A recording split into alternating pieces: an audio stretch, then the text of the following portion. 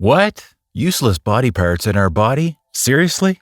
Yeah, you've probably heard of the term vestigial organs, but if not, don't worry. It does refer to organs and other body parts that have turned out to be unnecessary. Or, in much better words, they are body parts or structures that have lost most or all of their original function through the course of evolution. I'm not using my brain these days. Does that mean it's a vestigial organ? Nah.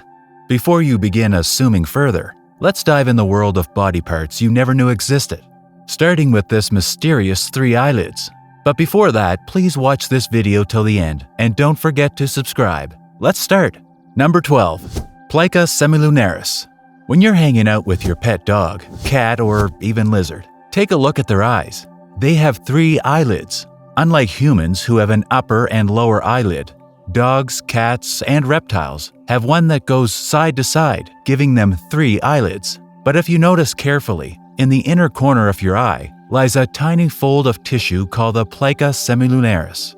Birds, reptiles, and amphibians have a special membrane called the nictitating membrane that helps keep their eyelids moist and clean. However, over time, our eyes have gotten really good at staying moist all on their own, so we don't need that extra help anymore. So while plica semilunaris may seem useless now, it serves as a fascinating reminder of our evolutionary journey. Number 11. Vomeronasal organ. Jacobson's organ. The vomeronasal organ, also known as the VNO, is like a little sniffing machine that some animals like your pet dog or cat use to communicate through smells. But for us humans, it's a bit of a mystery. Scientists believe that long ago this organ helped animals smell things, especially pheromones, to communicate and find mates using special scents. But as humans evolved, we started relying more on our other senses, like sight and hearing, leaving our little detective agency in the nose high and dry. So while animals like dogs and cats still use their vomeronasal organ to sniff out secrets, ours seems to have lost its sniffing superpowers along the way. It's like having a phone that can only send text, but can't make calls.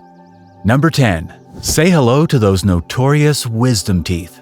The troublemakers lurking in the corners of our mouths. Wisdom teeth, also known as third molars, were once the superheroes of chewing through raw vegetables, tough meats, and hard nuts back in the day. But as our diets evolved from munching on leaves to savoring processed delights, these molars found themselves out of a job. And guess what? Our jaws shrank too, leaving little room for those extra molars to make an entrance.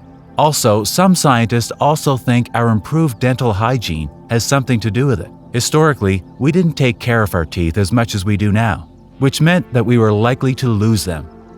Number 9.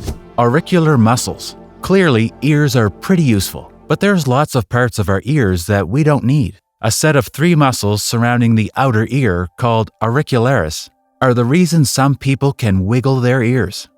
The muscles serve no real purpose now, but early humans could move their ears to catch sound, much like some animals such as monkeys and cats. Unlike them, we tend to function just fine with what we can hear with our ears where they are. Most of the time, we don't use these muscles at all. Some people can wiggle their ears, but it doesn't help them hear much better. Number 8. Ever heard of the palmaris muscle? No? Well, you're in for a treat. The palmaris muscle, also known as the palmaris longus, is like a sneaky ninja, hiding in our arms, running from the elbow to the wrist. This muscle was once a superstar in the world of tree climbing and gripping. But here's the kicker. It's missing in about 11% of us. Can you believe it? So next time you press your thumb into your pinky and you see a tendon popping up from your wrist, congratulations! You found the palmaris. It's like winning a game of anatomical hide and seek. Number 7. Male nipples. Early on in the womb, every fetus starts as a female until the Y chromosome kicks in and the fetus develops as a male. In adolescence, the Y chromosome determines that the nipple and breast material do not develop into breasts. But still, they're actually pretty sensitive. Male nipples can be quite the erogenous zone, adding a whole new dimension to the term useless body part. But because having nipples doesn't do any harm, they have never been weeded out by natural selection, and so pretty much everyone still has them. Number 6. Coccyx, or the tailbone. The coccyx isn't just any old bone. It's the last remnant of what used to be our ancestors' tails. Yep, you heard me right. Once upon a time, our ancestors were swinging from trees like Tarzan, using their tails for balance and communication. But as they began to walk upright and trade in their bananas for briefcases, that tail became useless and it slowly disappeared. But still, there have been documented cases of infants born with tails, an extended version of the tailbone that is composed of extra vertebrae. The coccyx consists of 3 to 5 tiny vertebrae fused together, forming a single bone that serves as an anchor for muscles, ligaments, and tendons. It sits at the end of your vertebra, is the spot where the tail is connected to the skeleton. Next in line is number 5, appendix. That tiny little pouch attached to your large intestine might seem like nothing more than a forgotten relic of our evolutionary past. But oh, does it have a tale to tell. So let's peel back the layers of the enigmatic organ, shall we? The appendix, once thought to be a useless leftover from our herbivorous ancestors, has sparked more debates than a family dinner over politics. Charles Darwin himself suggested that it once helped our primate pals digest plants and leaves. But recent research has turned that idea on its head. Some argue appendix is a reservoir for good gut bacteria, and even a breeding ground for disease-fighting immune cells. Others insist it's just a ticking time bomb waiting to go kaput with appendicitis. The plot thickens. Some studies have shown, however, that people without an appendix may have slightly higher rates of infection, and also they take slightly longer to recover from illness than those with a functioning organ. Back in 2000, a whopping 300,000 appendectomies were carried out in the United States alone. Shockingly, appendicitis claimed 371 lives that year. For those who underwent the procedure before their appendix could burst, any additional role the appendix might have had surely isn't something they're missing. Number 4, gallbladder. The gallbladder acts as a storage facility and pump for bile, a fluid produced by the liver and used to digest fatty foods in the small intestine. Hunter-gatherers never knew when their next meal would materialize, so they lived a lifestyle of feast or famine. The gallbladder helped break down the huge quantities of protein and fat they ate quickly.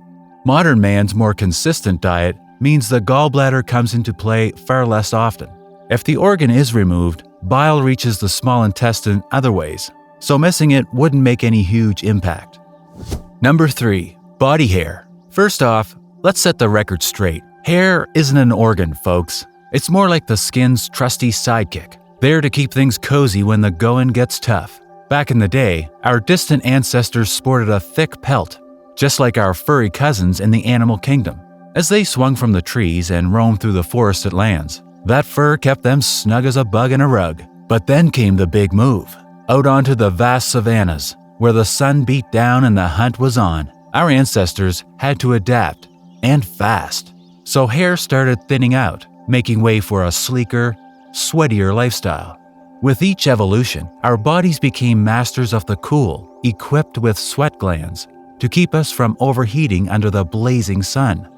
But still, it's not completely useless as many think so. Body hair serves several functions for humans, such as providing insulation to keep us warm, protecting our skin from UV rays, and trapping pheromones to attract a potential mate. Your head hair? That's your natural sun hat, protecting your noggin from sunburn. And those eyebrows and eyelashes. They're like nature's windshield wipers, keeping dust and debris out of your peepers. And let's not forget about the unsung hero, pubic hair. It's not just there for decoration, folks. It's a frontline defender, creating a barrier against nasties and helping keep infections at bay. That brings us to number 2, erector pili. Picture this. You're in the middle of a chilly winter day, and suddenly you feel your skin start to prickle. Almost like tiny bumps are popping up. Well, those little bumps are thanks to your trusty erector pili muscles. Erector pili muscles are tiny muscles attached to each of your hairs. When these muscles contract, they pull on the hair follicles, causing your hairs to stand up straight. Ever heard of the phrase goosebumps? Yep, that's exactly what's happening. Now, you might be wondering, why do we even need these muscles? Well, back in the day when our ancestors were hairier than a bear in winter, these muscles helped them stay warm. When the muscles contracted, they created a layer of hair around the body, kind of like a cozy blanket, trapping heat and keeping them toasty. But here's the thing. As humans evolved and shed most of their body hair, the erector pili muscles stuck around. So while they might not be as essential as they once were, they're still hanging out under your skin, ready to give you goosebumps when you need them. Number 1. Fifth toe. In many animals, including apes, the fifth toe is more dexterous and plays a more significant role in grasping and gripping objects, especially when they're climbing trees or swinging from branch to branch. For these animals, having a strong and flexible fifth toe is crucial for their survival in their natural habitats. However, in humans, the fifth toe has become less important over the course of evolution. As our ancestors transitioned from arboreal, tree-dwelling, to terrestrial, land-dwelling lifestyles, the need for a highly mobile fifth toe diminished. Instead, our feet adapted to better support bipedal locomotion, or walking on two legs. While the fifth toe still contributes to balance and stability to some extent in humans, it's not as crucial as it is for our ape relatives. So, to sum it up, the fifth toe is more important for apes in terms of mobility and grasping abilities. But for humans, its significance has diminished over time, as our feet adapted to walking and running on two legs. While it hasn't been completely lost in human evolution, it's certainly not as prominent as it once was in our primate ancestors. If you enjoyed this, remember to give it a big thumbs up. Also be sure to subscribe and turn on notifications by clicking the little bell beside the subscribe button so that you never miss a thing, because I release new videos all the time. Thank you guys for watching, and I'll see you in the next video.